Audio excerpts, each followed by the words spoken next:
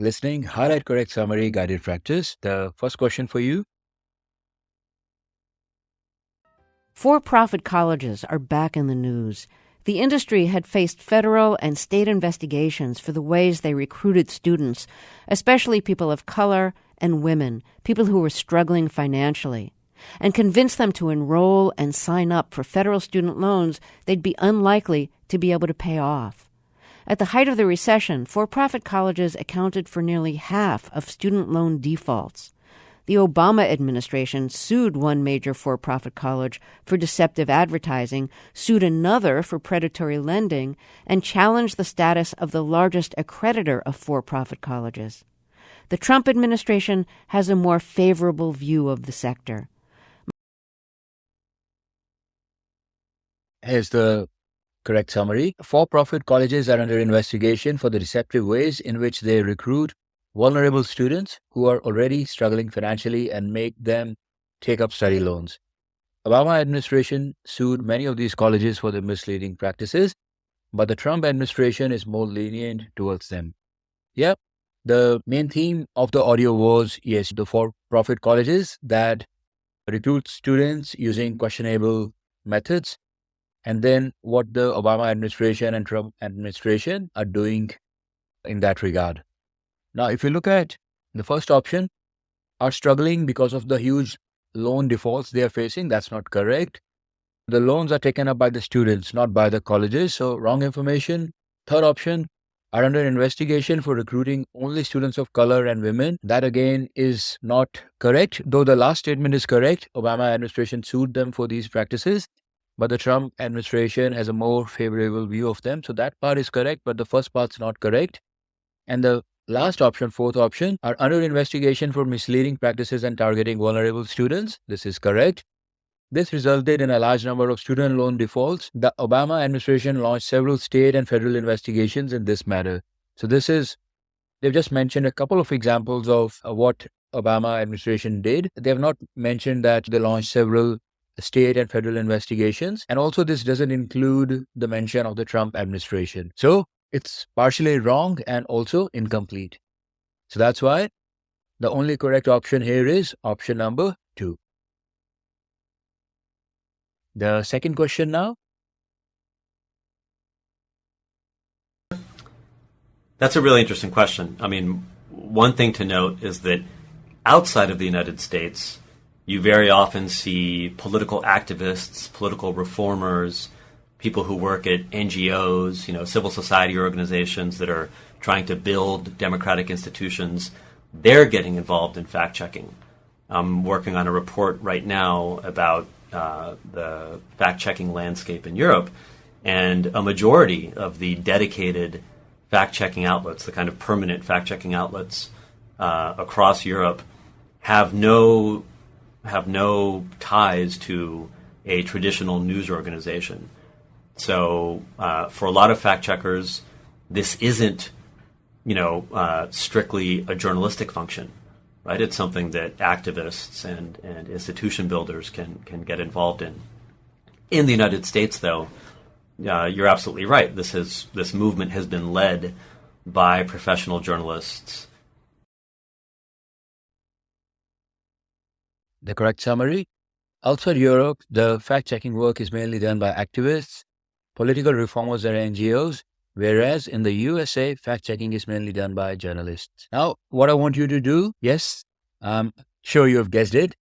I want you to listen to this audio again, make sure you have taken notes properly, and then in a sentence or two, explain your reason, write it down, why first, second, and fourth option, they are wrong, and why the third option is correct.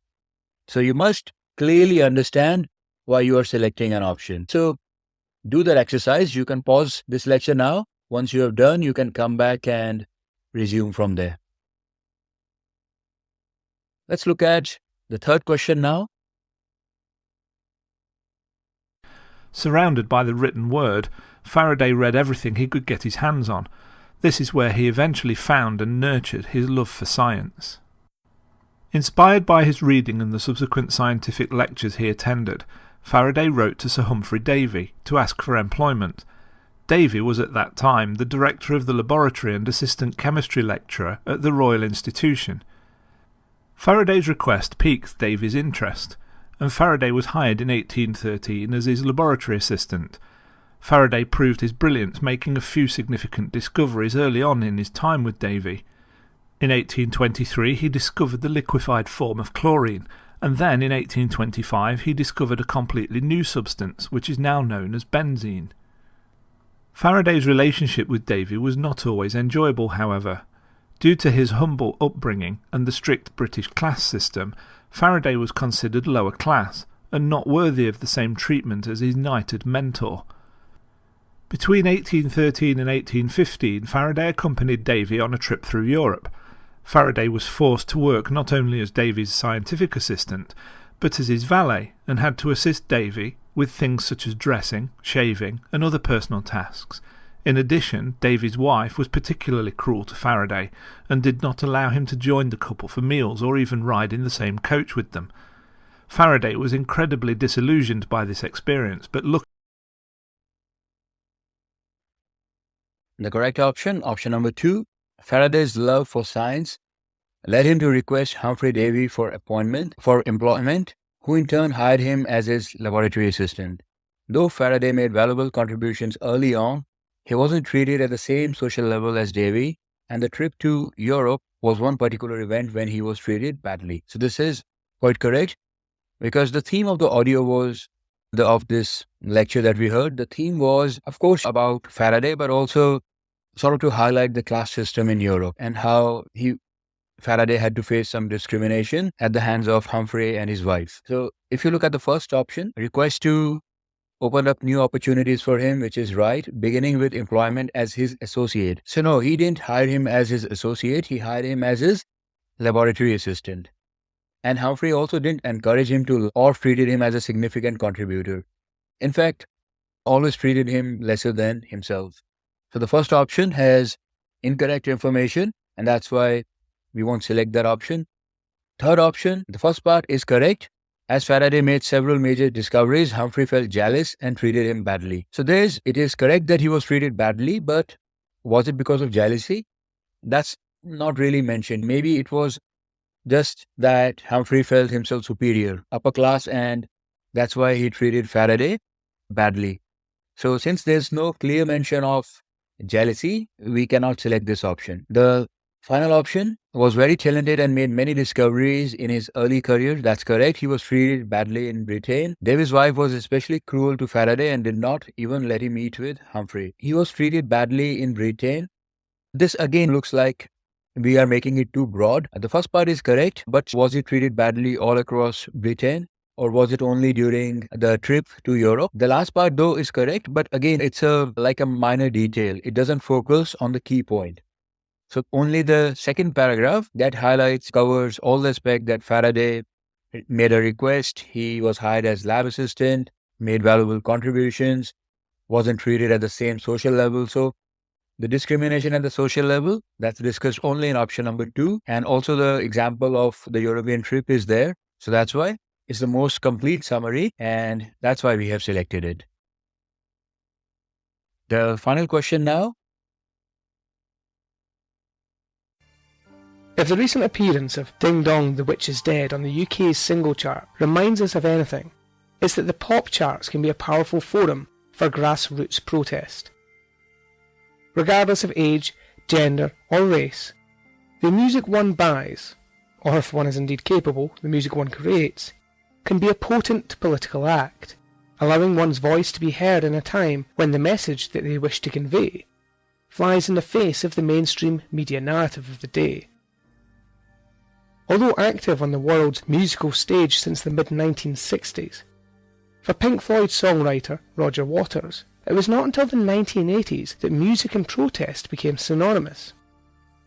Working as a part of the Floyd and later as a solo artist, Waters offered 2 important records which sought to deconstruct and lay bare the policies of Western leaders Margaret Thatcher and Ronald Reagan. Among fans of the band, these records can be divisive, associated as they are to Waters' tragically bitter split with the rest of the group. But viewed in the context of their time, They document changes not only in the band, but in the world which the band inhabited. The politicisation of the band's music was fundamentally tied to the renewal of the Cold War. The correct option, the last one. This is the last question of this practice session. So again, let's do this as a detailed exercise. Make sure if you have to listen to this again, go back and listen to the audio again, but make sure that you have captured all the key points in your notes. If you miss something, then listen again. But by now, when you look at this correct summary, you know what the important information is, and that should have been captured in your notes. So if the first time you're not able to do that, then listen to the audio again and try to do that. Once you've done that, then for each of these summaries, in one sentence or two sentences, explain why you are selecting it or why you are not selecting it. So reasons like incorrect information, incomplete information, exaggeration, less information, missing a key point, all these things you have to identify the reason. All right? So take your time and do that as the final question in this practice session.